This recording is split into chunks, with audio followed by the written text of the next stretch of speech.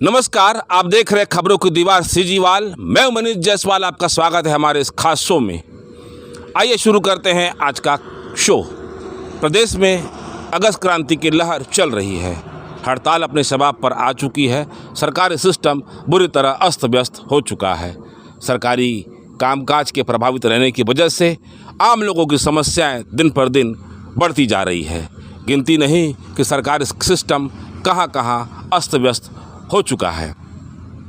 केंद्र के बराबर 34% महंगाई भत्ता और 7वें वेतनमान के एचआरए की मांग को लेकर सरकार और राज्य के कर्मचारी संगठनों के बीच अब रार गहराती हुई दिख रही है।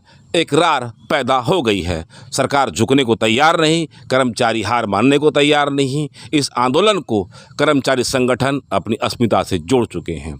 सरकार भी हठ योग में आ चुकी है, जिसके चलते प्रदेश की राजनीति भी गर्मा गई है। विपक्ष इस मुद्दे को भुनाने की फिराक में लगा हुआ है। समय का पहिया 4 साल बाद एक बार फिर पीछे घूम चुका है। बस सत्ता के किरदार बदल गए हैं। राज्य के कर्मचारी अधिकारियों और सरकार के बीच यह खाई क्यों गहरा गई, इसे सत्ता के गणित की समझ रखने वाले जानकार और मौजूदा हालात को देखकर अंदाज लगा रहे हैं कि इस मामले की परत दर परत गलती इसे हैंडल करने वाले सरकार के रणनीतिकारों की मानी जानी चाहिए। मसले को ठीक से समझा नहीं गया। ये सिपह सालार सत्ता आने के बाद सरकार के सारथी बने लगते हैं, जो इस सरकार के राजनीतिक विचारधारा और जन घोषणा पत्र के वादों और नीतियों को साइड में रखकर व्यवस्थापिका के प्रमुख अंगों के वैचारिक विरोध बनाने की ओर ले जा रहे हैं। इनका अनुमान गलत साबित हो रहा है। अब विरोध गहरा रहा है, जिसकी वजह से ऐसा लगता है कि अब सत्ता पक्ष के विचार उनकी 4 साल पुरानी चुनावी वादों से मेल नहीं खा रहा। यदि होता तो आज कर्मचारी अधिकारियों की सरकार के साथ इतनी रार होने की नौबत नहीं आती। सरकार के सिपह सालारों ने सबसे बड़ी गलती यह की कि उन्होंने जुलाई के 5 दिन के निश्चितकालीन आंदोलन को बड़ी सरलता में लिया। यह नौबत ही नहीं आती, उसी वक्त मामला सुलझ गया होता। 5 दिन की हड़ताल के बाद भी एक लंबा वक्त था। इस मामले को बातचीत से सुलझाया जा सकता था। लोकल इंटेलिजेंस रिपोर्ट पर भी ध्यान नहीं दिया गया। यदि ध्यान दिया गया होता तो यह बात सामने आती कि अधिकांश कर्मचारी संगठन 22 अगस्त से इस अनिश्चितकालीन आंदोलन में जाने के पक्ष में नहीं थे। राज्य के कर्मचारियों की बहुत सी कई प्रमुख मांगे लंबित है, जिसके लिए सरकार से एक उन्हें लंबी लड़ाई लड़नी है। ऐसे में कर्मचारी संगठन के सामने 6% का बचा हुआ डीए और 7वें वेतनमान के एचआरए उतना महत्वपूर्ण नहीं जितना आने वाले उनके प्रमुख मांगों की आंदोलन है।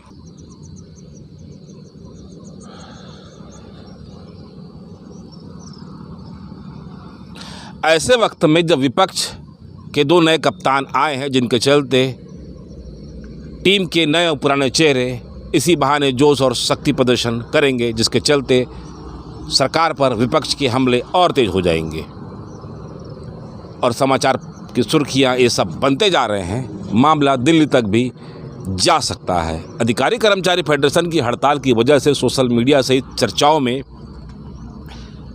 कई सवाल तैर रहे हैं। अधिकारी कर्मचारियों का आंदोलन कोई पहली बार इस सरकार के कार्यकाल में नहीं हुआ, न ही इससे पहले की सरकारों में हुआ हो, ऐसा बिल्कुल नहीं है। ये आंदोलन हो चुके हैं, सरकारों ने इसे बखूबी हैंडल भी किया है, लेकिन ये सरकार अभी इसको हैंडल करने की स्थिति में क्यों नहीं आई है। मामला इतना भी बड़ा नहीं है कि सुलझाया नहीं जा सके, लेकिन सरकार की बेरुखी की बड़ी वजह क्या हो सकती है। आखिर राज्य के कर्मचारी सत्ता पक्ष और विपक्ष को क्या संदेश देना चाहते हैं। क्या सरकार के रणनीतिकार भविष्य के कर्मचारियों के आंदोलन के कुछ प्रमुख मांगों को लेकर, जो भविष्य में बड़े आंदोलन होंगे, उसको लेकर भी कोई संदेश देना चाहते हैं। आंदोलन से लौट चुके कर्मचारी और संघ जो आंदोलन से दूर है वह शनिवार की छुट्टी को लेकर क्या खुश है? क्या 28% महंगाई भत्ता और वर्तमान प्रचलित HRA को लेकर संतुष्ट होकर सरकार का गुणगान कर रहा है? आम कर्मचारी जो इन आंदोलन से दूरी बनाया हुआ है, हड़ताल में शामिल होने की बजाय कार्यक्षेत्र में जा रहा है, वह क्या सरकार के फैसले से खुश है? जो अधिकारी आंदोलन से जुड़ी जानकारियां सरकार तक पहुंचा रहे हैं, क्या वो सरकार के इस फैसले से खुश है? इस सरकार के कई समर्थक जिनके घरों परिवारों और सदस्य जो शासकीय सेवा में है, उनका नज़रिया क्या है? इस सरकार के जनप्रतिनिधि, पार्टी के पदाधिकारी की व्यक्तिगत आम राय क्या है?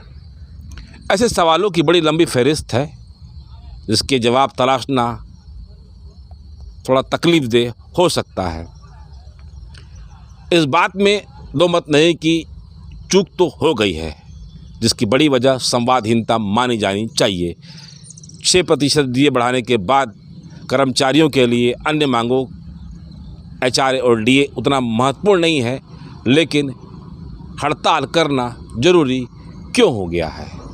कर्मचारी एकता दिखाना चाहते हैं या आंदोलन अब लंबा चलेगा, इसकी संभावनाएं बहुत कम है। जो जितने लोग भी अभी इस आंदोलन में हैं, सभी व्यवस्था के जिम्मेदार लोग हैं, यह भी नहीं चाहते कि आंदोलन लंबा खींचे।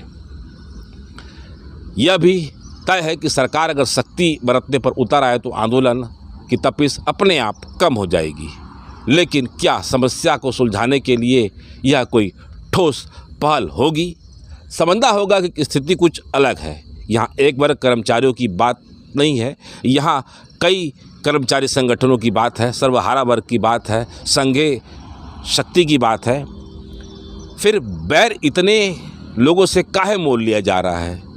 वे वही अधिकारी कर्मचारी है जो योजनाओं को आम लोगों तक पहुंचाते हैं। ये वही अधिकारी कर्मचारी है जो मतदान दल भी हैं और मतगणना भी कराते हैं। तमाम विवादों को यही निपटाते हैं। जब सब कुछ इतना इनके हाथ में है, फिर इनसे रार क्यों हो रही है? आने वाली लक्ष्मी को कौन पसंद नहीं करता? महंगाई भत्ता और गृह भाड़ा भत्ता एक सामान्य सी मांग है, जिसे मिलेगी हर कोई स्वीकार करेगा और अधिक से अधिक स्वीकार करेगा।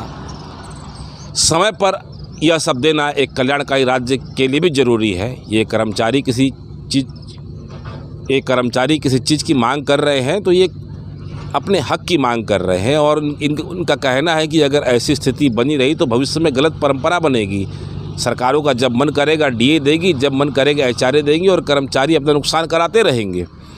अधिकांश कर्मचारी जो 10-20 साल नौकरी करने वाले हैं, उनके हिसाब से उनको तो लाखों का नुकसान हो जाएगा।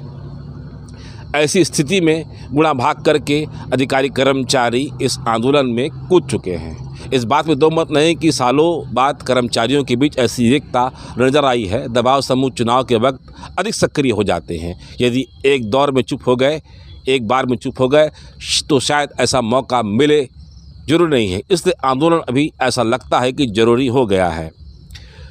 गेंद अब भी सरकार के पाले में है।